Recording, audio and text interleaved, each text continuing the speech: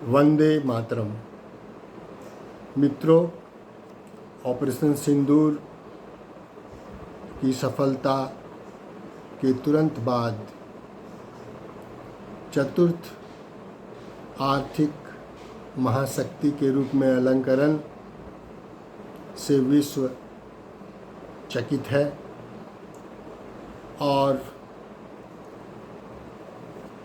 ये सफलता भारत के लिए एक नया चैलेंज बनकर आया है।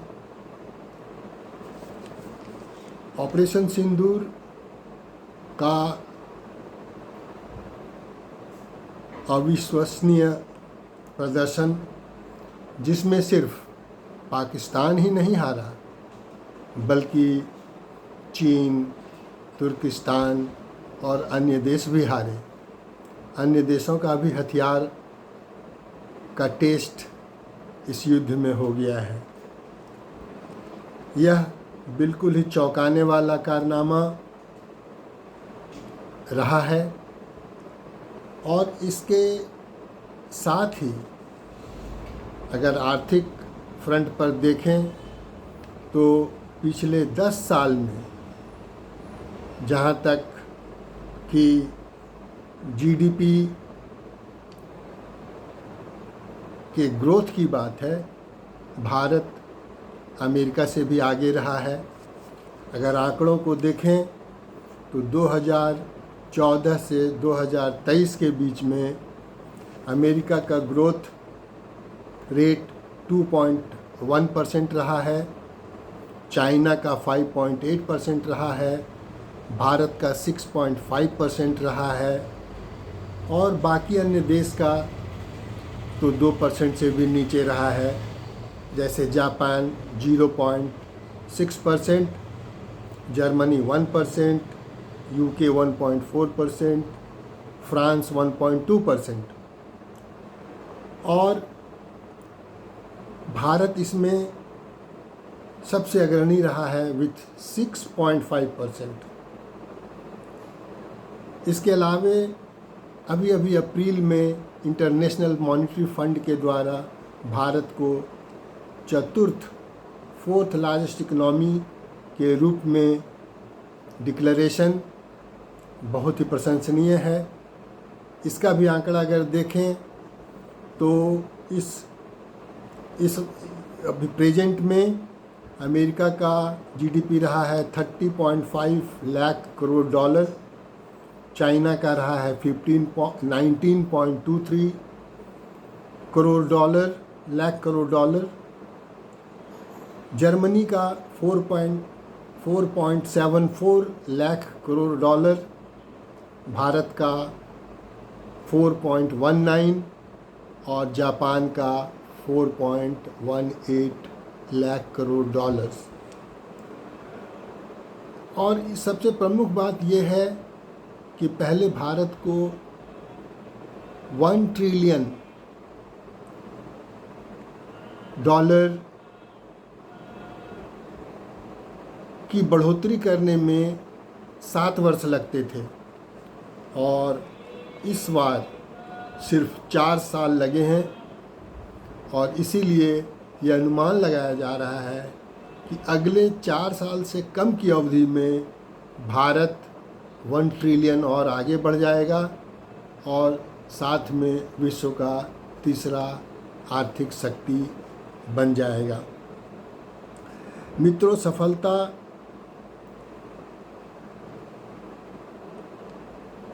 मित्र को दुश्मन भी बना देता है। कल तक जो मित्र थे अब मित्र नहीं दिख रहे हैं, अब वो कंपटीटर दिख रहे हैं। भारत उनकी नज़र में अब कंपटीटर नज़र आ रहा है। अब भारत से उन लोगों को कुछ थ्रेट महसूस होने लगा है इस तरक्की से। अगर हाल के अमेरिकन प्रेसिडेंट डोनाल्ड ट्रंप के रवैये को देखें तो उनका रवैया यही संकेत दे रहा है कि भारत उनका पोटेंशियल राइवल है। चाइना और रूस तो अमेरिका के सामने था ही, अब भारत भी है, और यह देखकर उनके व्यवहार में कुछ परिवर्तन नज़र आ रहा है। विश्व की अन्य शक्तियों, वर्ल्ड पावर के नज़रिए को अगर अब आप देखेंगे कि भारत के प्रति क्या है, तो आपको महसूस होगा कि यूएसए का रवैया सपोर्टिव तो रहा है बट वेरी स्ट्रेटेजिक, क्योंकि एशिया में चाइना के विकल्प के रूप में उनके पास कोई दूसरा नहीं है। इसीलिए विभिन्न क्षेत्रों में वह सहयोग की नीति अपनाता रहा है। चाइना दूसरा विश्व शक्ति, वह भारत का उत्थान चाइना के लिए एक चैलेंज है हर क्षेत्र में, चाहे वो उत्पादन हो, चाहे डिफेंस हो या ग्लोबल इन्फ्लुएंस हो। इसीलिए उसका व्यवहार भारत के साथ हर क्षेत्र में प्रतिद्वंदिता का है। वह भारत से बहुत व्यापार करता है, उसका सिर्फ एकमात्र कारण है कि भारत से अच्छा और बड़ा उसे कोई क्षेत्र मिलेगा ही नहीं। अब आए अगर यूरोपियन यूनियन के देशों की तरफ, तो उसमें जो दो मेजर इकोनॉमिक पावर हैं, जर्मनी और फ्रांस, वो लोग भारत के प्रति जो रवैया है वह सिर्फ व्यापार का है। वह हर क्षेत्र में व्यापार, भारत को वो एक विश्वसनीय विकसित बाजार के रूप में देखते हैं, और उसी प्रकार से अलग अलग क्षेत्रों में ट्रेड पैक्ट और ट्रेड डील करते हैं। जापान की बात अगर करें तो जापान भारत का सबसे अच्छा और पुराना मित्र रहा है। भारत के इंडस्ट्रियल ग्रोथ में जापान का योगदान आप नहीं भूल सकते हैं। वह हमारा दीर्घकालिक पार्टनर है, इन्वेस्टर भी है। स्ट्रेटजिकली वो चाइना के इन्फ्लुएंस को बैलेंस करने वाला देश भारत को मानता है, और इसलिए हमेशा भारत के साथ रहता है। यूके समझ गया है कि भारत एक महाशक्ति के रूप में उभर रहा है, इस सच्चाई को उसने रियलाइज़ किया है, और भारत के साथ वो हर एक क्षेत्र में सपोर्ट करता है और हर क्षेत्र में भारत के साथ रहना चाहता है। अब बात करें रसिया की, तो रसिया भारत का एक टेस्टेड फ्रेंड है और स्ट्रेटजिकली अलाइंड है। वह भारत का एक महत्वपूर्ण सहयोगी है, और हमेशा बुद्धिमत्ता हो या कौशल हो और क्षमता या भारत की क्षमता को बढ़ाने का क्षेत्र हो, वह हमेशा मददगार रहा है। इन सभी विश्व की महान शक्तियों को देखने के बाद अब दो फाइनेंशियल इंस्टीट्यूशन को अगर देखें, वो इंटरनेशनल मॉनेटरी फंड या वर्ल्ड बैंक, तो आप पाएंगे कि अब वो दोनों इंस्टीट्यूशन भारत को एक स्थिर और एक बहुत ही लचीला इकोनॉमिक पावर के रूप में स्वीकार कर चुका है, और उन इंस्टीट्यूशन का मानना है कि भारत में ग्लोबल ग्रोथ को ड्राइव करने का पूरा ताकत है या पूरी शक्ति है भारत को। India can drive global growth. इतनी सफलता के बाद अब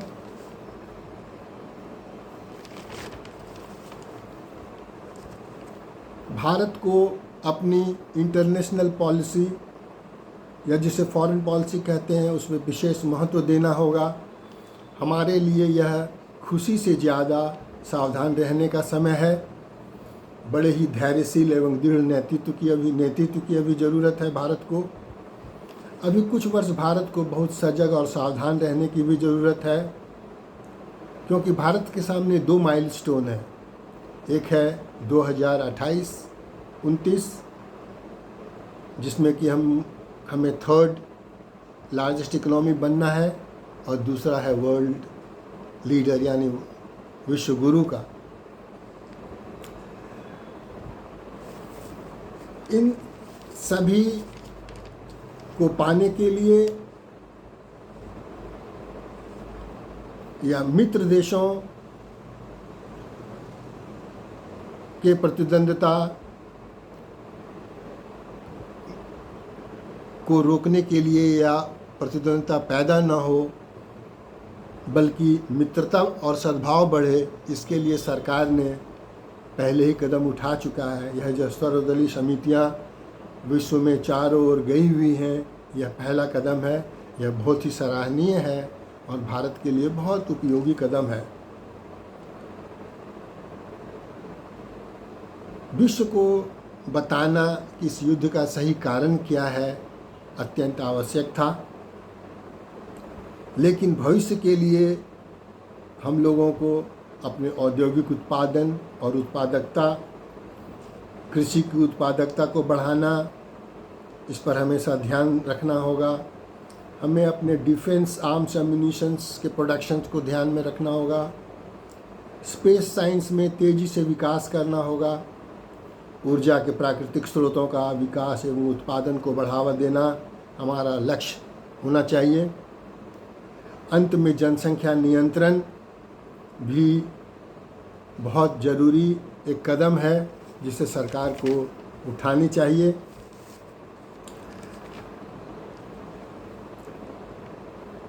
देश की एकता और अखंडता के लिए शांति की अभी खास ज़रूरत है। जैसे जैसे आप ऊंचाई पे चढ़ते हैं, आपको नीचे खींचने वाले की संख्या बढ़ती जाती है। इसको ध्यान में रखकर भारत को अब तीव्र गति से आगे बढ़ना है। जय हिंद, जय भारत। इन्हीं शब्दों के साथ मैं आज का एपिसोड समाप्त करता हूँ। कृपया इस एपिसोड को ज़रूर सब्सक्राइब करें, लाइक करें और अपना कमेंट्स अवश्य दें, ताकि मैं भविष्य में और अच्छे से देश की समस्याओं को, देश के बढ़ते हुए